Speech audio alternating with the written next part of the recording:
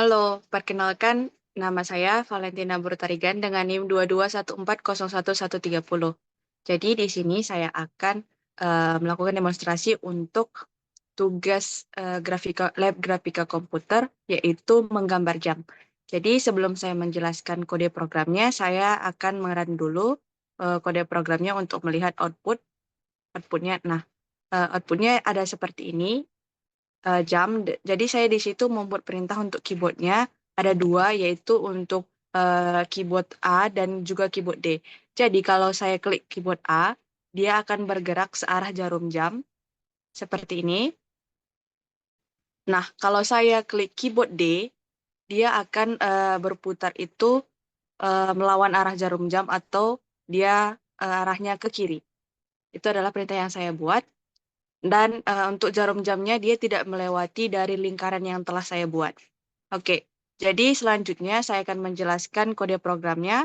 Yang pertama itu kita menyertakan juga dulu header untuk library glue-nya dan juga yang akan menyediakan fungsi-fungsi untuk menggambarnya di OpenGL. Kemudian include CMake itu untuk menyediakan header matematikanya untuk fungsi cos dan sin-nya nanti. Kemudian di sini ada float sudut jarum jam, di mana saya buat itu 0,0 F itu, dia untuk variabel nanti menyimpan sudut jarum jam yang akan dirotasikan. Kemudian di sini ada const float P, itu untuk nilai P yang akan digunakan nanti untuk menghitung sudut dalam radiannya. Nah, kemudian di sini saya buat ada void gambar lingkaran, uh, float radiusnya. Jadi di sini nanti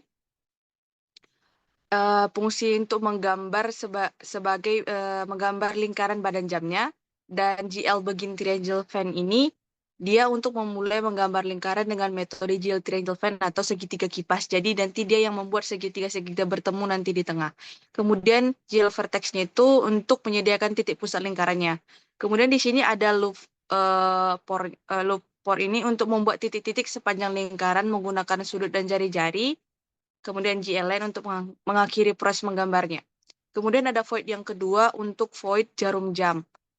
Ini untuk menggambar sudutnya nanti untuk jarum jamnya.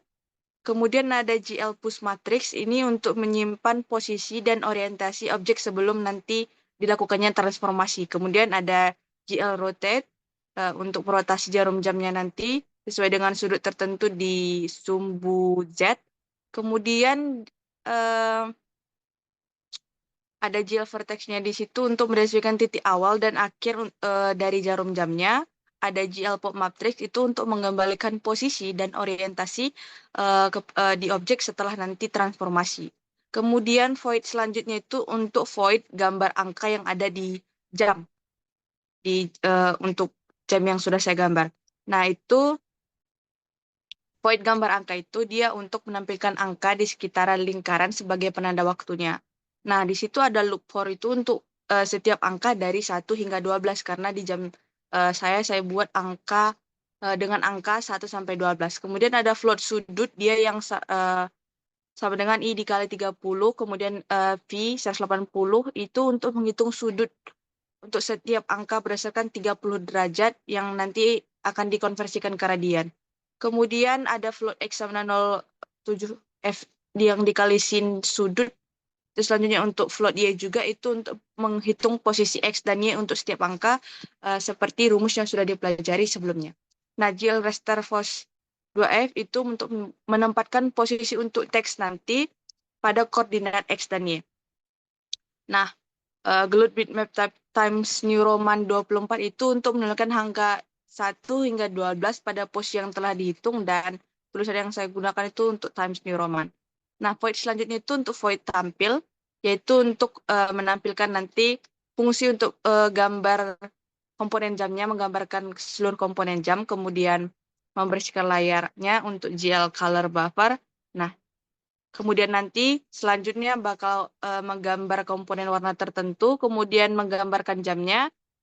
Dan di sini saya buat void keyboardnya itu yang seperti saya jelaskan tadi.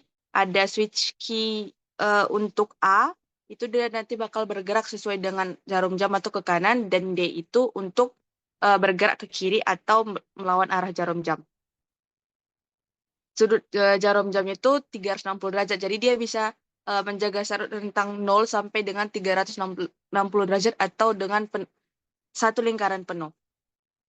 Kemudian di sini ada void inisialisasi, itu untuk nanti mengatur pengaturan awal, kemudian ada nanti latar belakang dan memilih mode matriks proyeksi untuk mengatur tampilan 2D-nya nanti.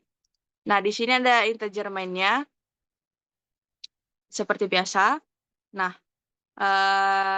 itu adalah penjelasan untuk kode program yang telah saya buat untuk tugas menggambar jam dalam lab grafika komputer. Baik, sekian penjelasan dari saya. Terima kasih.